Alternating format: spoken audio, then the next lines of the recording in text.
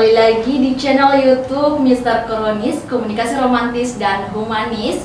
Bersama saya, jangan dulu deh, yang udah perkenalan. Pada konten kali ini kita akan membahas terkait dengan komunikasi untuk kehidupan. Ini mengulik nih, tapi sebelum itu saya ingin perkenalan dulu karena ada pepatah yang mengatakan tak kenal maka tak tahu. Tak kenal maka tak sayang. Jadi saya Rahma, host pada konten kali ini. Jadi kita akan membahas terkait dengan tagline kita tadi, yaitu komunikasi untuk kehidupan. Ini menarik, sangat menarik ya bagi saya karena sebagai dari kalangan background komunikasi, ini adalah tantangan bagi saya untuk membawakan sebuah materi seperti ini. Dan pada kesempatan kali ini saya juga menemani narasumber kita, narasumber bintang tamu Gurstal, yang pada saat ini kita akan berbincang bersama beliau. Dan ada Pak Arhamselo. Bagaimana kabarnya Pak? Alhamdulillah, kabar baik. Alhamdulillah. Oke. Terkait dengan komunikasi untuk kehidupan, kita akan membahas seperti itu. Ini dari tadi pas saya baca, saya sempat baca naskahnya, wah luar biasa dan menantang saya untuk membawakan sesuatu yang background yang berbau komunikasi gitu. Apalagi kita kan berbicara pas hari-harinya kita berbicara, itu tentu komunikasi. Dikatakan ini saja kode-kode dari belakang layar itu pasti komunikasi dong namanya. Namun saya ingin tahu dulu nih Pak, sebenarnya komunikasi itu berawal dari mana sih? Kalau menurut dari Pak Arhamselo itu komunikasi berawal, apakah berawal dari kita sebelum lahir atau pada saat kita lahir aja nih kita ditemani komunikasi sama ibu kita, bilang A bilang B baru dikatakan komunikasi, atau seperti apa itu Pak? Baik. Terima kasih ya, host yang baik hari ini, sangat cerah ya, cerah dan muda lagi ya, Rahma ya. Jadi terkait dengan persoalan komunikasi, dia tanyakan bahwa sebetulnya kapan sih awalnya itu sebuah proses komunikasi. Jadi komunikasi itu berawal sejak lahirnya manusia, ya, sejak adanya manusia dalam kandungan itu sudah ada mulai diawali dengan proses komunikasi. Artinya bahwa ketika manusia itu hidup, maka disitulah ada proses komunikasi yang terjadi, yang biasa disebut dengan komunikasi ilahiyah, komunikasi antara hamba dengan sang penciptanya. Ketika kita di dalam rahim ibu, kenapa bisa lolos keluar dari rahim ibunya dalam keadaan hidup? Karena diawali dengan proses komunikasi. Tuhan katakan bahwa kau mengenal saya, kau mengenal nama Tuhanmu.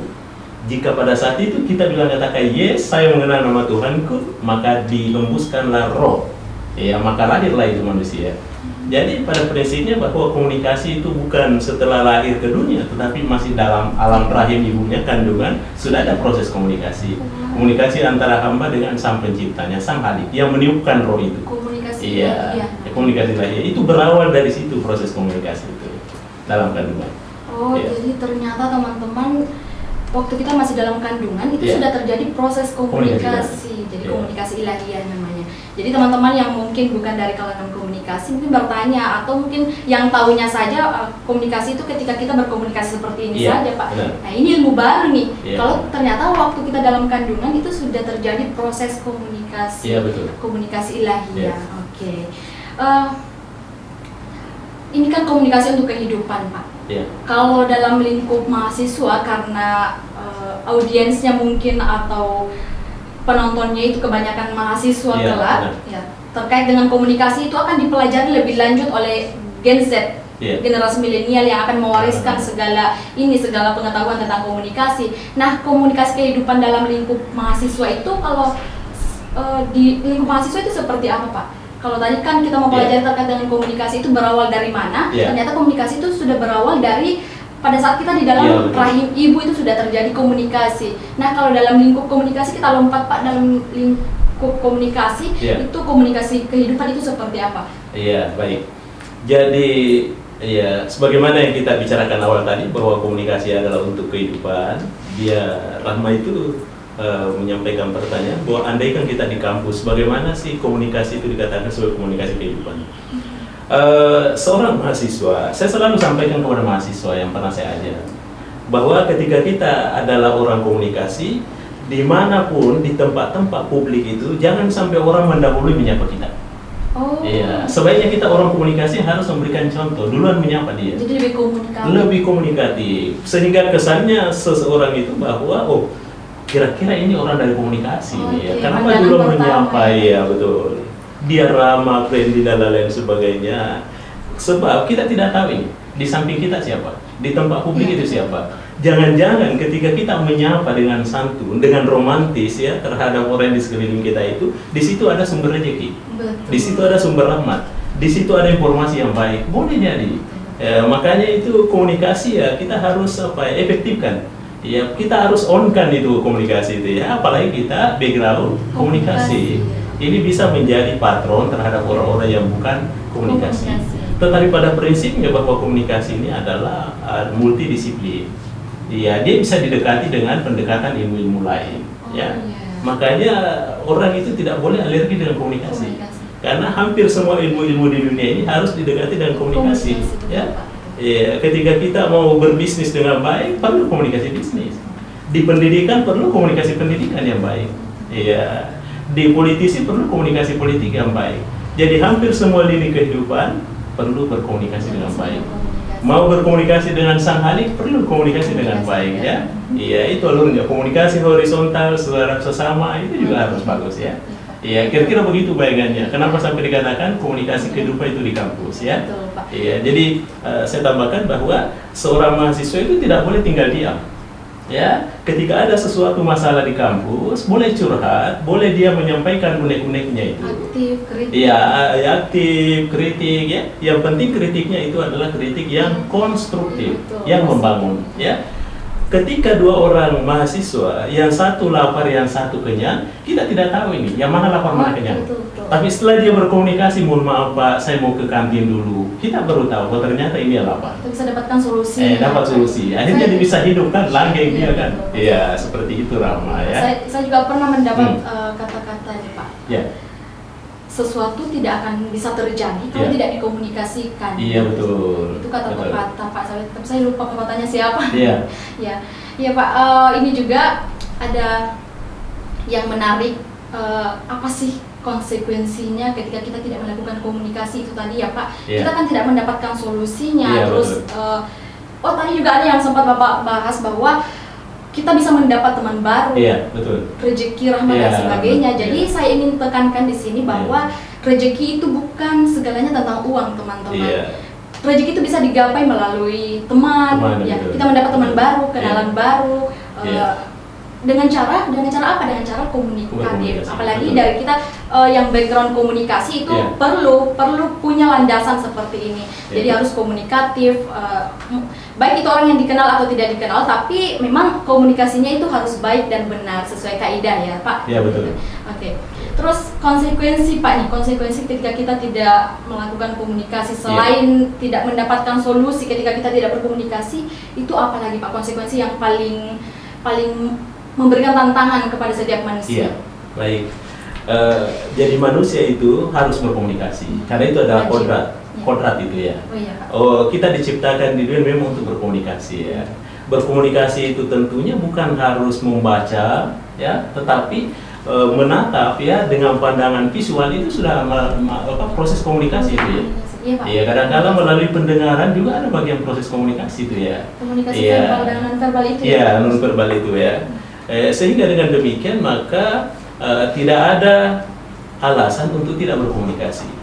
Jadi komunikasi itu ketika tidak berkomunikasi itu diibaratkan seperti komunikasi itu laksana oksigen atau makanan yang diperlukan oleh manusia. Iya, betul. Maka komunikasi juga merupakan satu kebutuhan.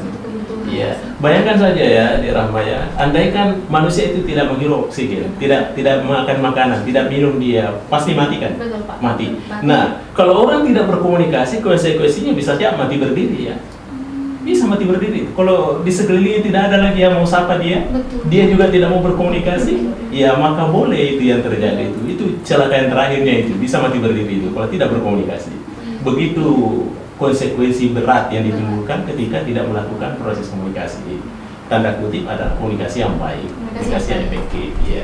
Saya pernah ada di suatu kondisi nih Ya. Pak, karena tadi pembahasan Bapak terkait dengan ketika kita tidak berkomunikasi kita bisa saja mati dalam keadaan Ya, berdiri dalam dan sebagainya. keadaan Saya pernah ada di suatu kondisi Pak, itu di halte bus itu orang banyak lingkungan saya itu banyak orang, Ya. namun saya hanya tinggal diam, berduduk, dan itu rasanya suntuk. Seperti apa ya Pak? Rasanya kayak Ya. saya punya penyakit gitu yang saya pendam sendiri. Ya. Itu akibatnya ketika karena orang-orang tidak ingin untuk saya bagaimana saya berkomunikasi, Ya. bagaimana saya melakukan interaksi. Jadi rasanya memang hidup tapi kayak tidak hidup Pak, seperti itu nggak sih Pak? Jadi kayak Sepertinya sudah mati berdiri ya. mati berdiri, sudah mati berdiri sepertinya Pak, sudah saya. Jadi rumit memang. Ya. Itu sih sebenarnya juga kalau permasalahan tadi Pak yang dibahas di sebelumnya, katanya kalau orang berkomunikasi saja kadang miskomunikasi, salah Iya. penyampaiannya atau Betul. salah penerimaannya, apalagi kalau kita tidak berkomunikasi. Iya. Jadi itu komunikasi, intisari di sini adalah komunikasi itu sangat penting untuk Iya, teman-temannya. betul. Selain menjadi kewajiban juga menjadi kebutuhan Kebutuhan. dalam diri manusia. Tapi Pak, menjadi kebutuhan itu lahirnya dari mana? Lahirnya Iya. apakah dari persepsi kita atau dari inisiatif kita bahwa saya harus berkomunikasi sekarang? Iya. Atau itu lahir dengan naluri, ikuti ini aja Pak, Iya. otomatis gitu terjadi. Jadi komunikasi itu terjadi Rahma. Itu seseorang itu bisa saja menjadi komunikator. Dia sebagai penyampai pesan. Iya. Tetapi di sisi lain bisa menjadi komunikan. Oke. Sehingga dengan demikian bahwa komunikasi itu adalah merupakan satu kebutuhan karena dia bisa dapat memberikan informasi dan dia bisa menyampaikan informasi, menerima informasi. Ya, ada yang disebut dengan take and give ya. Ya, menerima dan memberi ya. Sehingga dengan demikian, ya apapun modelnya komunikasi itu, apakah dia bertindak sebagai komunikator atau dia sebagai komunikan, tidak ada masalah. Yang penting komunikasinya bisa on begitu ya. Jangan sampai tidak berkomunikasi. Bayangkan kalau dalam rumah, tinggal 3 hari di rumah sendirian, tidak ada yang temani ngomong. Bagaimana perasaannya? Pasti ada sesuatu yang ganjal ya. Iya, makanya perlu berkomunikasi. Iya, jangankan manusia ya, makhluk lain pun begitu. Perlu melakukan proses komunikasi. Iya, jadi bukan hanya manusia ini yang berkomunikasi, tapi hewan juga berkomunikasi dengan sesamanya hewan. Iya, mereka juga perlu romantis dengan sesamanya. Ya, tentu romantisnya tanda kutip ya. Lain romantisnya dengan romantisnya manusia ketika berkomunikasi. Iya, kira-kira begitu bayangannya Rama ya. Iya. Kemarin juga ada yang menarik Pak ini. Saya bareng teman dan ini pembahasannya itu terkait dengan bagaimana sih manusia itu bisa mengerti hewan. Ya. Begitu kan sebaliknya, bagaimana hewan ini bisa mengerti manusia, dan ini mungkin akan dibahas Yeah. di episode selanjutnya. Yeah. Namun Pak, dalam komunikasi tentu ada persuasi dan sebagainya. Kadang kita kalau berkomunikasi dengan seseorang Yeah. itu harus mencapai tujuan kan Yeah, Pak. betul. Semisal saya berkomunikasi dengan Bapak, saya ingin mendapat ilmu Bapak. Yeah. Saya ingin ilmunya Pak Ramselo ini mengalir Yeah. ke saya. Nah, bagaimana nih Pak pesan-pesan yang lazim untuk disampaikan di zaman-zaman sekarang ini Iya. yang banyak berkomunikasi itu, ya berkomunikasi namun penyampaiannya itu tidak sesuai dengan kaidah yang baik dan Iya. juga kadang tidak efektif Pak. Uh-uh. Bagaimana tuh Pak pesan yang lazim untuk Iya. disampaikan di zaman sekarang dan jatuhnya itu bisa mempersuasi? Iya betul. Jadi komunikasi yang lazim digunakan itu, ya pesan yang lazim itu tentu kita melihat situasi dan kondisinya. Apakah pesan yang ditangkap itu adalah sesuatu yang bisa dilihat? Ya. Ataukah pesan yang ditangkap itu adalah sesuatu yang bisa dicium ya, atau dikecap ya? Itu semua bagian dari pesan-pesan itu ya. Atau pesan itu hanya bisa didengar ya. Tentunya kalau pesan yang lazim itu sepertinya bisa dilihat, maka tentunya bisa dilihat seperti simbol-simbol ya. Bisa kita berkomunikasi secara face to face, karena bisa dilihat dengan mata kepala. Tapi kalau yang seperti yang lazim itu hanya sekedar penciuman, berarti orang itu harus merasa was-was bahwa ada sesuatu yang terjadi ya. Abstrak. Iya, abstrak gitu ya. Kemudian ada juga yang namanya lazim sering ditangkap itu adalah yang sifatnya pengecapan. Bagaimana itu pengecapan adalah ketika kita hadapi itu kita harus mendesain mindset kita itu bagaimana bisa bertindak, apa yang perlu dilakukan, apa yang perlu kita eksekusi di lapangan. Ya kira-kira begitu. Tentu lebih mudah lagi ketika yang lazim itu yang bisa didengar. Yang didengar itu kan bisa berdialog, membuat topik-topik tertentu, menukar-tukar topik-topik tertentu demi untuk ketercapaian tadi itu persuasi. Jadi tetap kita melihat situasi dan kondisinya ya. Ini pesan yang ditangkap ini pesan yang lewat apa itu ya? Iya. Lewat pendengaran kah, lewat visual kah, atau lewat pengucapan ya, atau lewat sentuhan ya, iya. Ada kalimat-kalimat tertentu tidak perlu dibahasakan secara lisan, tapi hanya sekarang dengan gerakan tangan ya, dengan psikologi ya. Ketika orang menarik terhadap seseorang, merasa simpati, tidak semuanya harus dikatakan bahwa saya senang kamu. Oke, betul. Iya, tapi ketika dia menyuguhkan sesuatu, mohon di ala kadarnya, ya boleh jadi ada sesuatu yang menarik di situ. Jadi kadang-kala itu pesan-pesan yang seperti itu yang bukan bahasa itu jauh lebih tajam dibanding dengan bahasa. Iya, kalau saya kasih Rahma umpama sesuatu ini, iya pasti Rahma bertanya-tanya ada apa gerangan? Iya, ada gerangan. Tiba-tiba begitu ya. Itu kalau satu kali saya kasih mungkin masih normal. Tapi setelah saya kasih kedua kalinya tanpa saya ngomong ya tentu lain lagi ya. Ini semakin efektif komunikasinya ya. Padahal ini tidak perlu saya bahasakan. Bahwa di balik itu ada sesuatu umpama ya, tidak perlu. Iya, karena kontennya komunikasi seperti itu. Tidak semuanya harus terucap. Ya, tapi ada sentuhan-sentuhan psikologinya disentuh, hatinya disentuh gitu ya. Ya kira-kira begitu Rama bayangannya ya. Sehingga persuasi itu nanti bisa berhasil. Iya, bisa berhasil dengan baik. Komunikasinya juga efektif. Efektif juga ya. Iya. Iya Pak, kenapa? Karena kadangkala berita palsu, miskomunikasi itu terjadi karena komunikasi yang tidak efektif, atau komunikasinya tidak sampai. Jadi apa yang, semisal tadi contoh yang diberikan Bapak, memberikan saya sesuatu, satu kali masih normal, kedua kalinya masih ada sesuatu. Barangkali Bapak berpikir demikian, tapi saya berpikir lain juga. Jadi beda orang tentunya beda persepsi.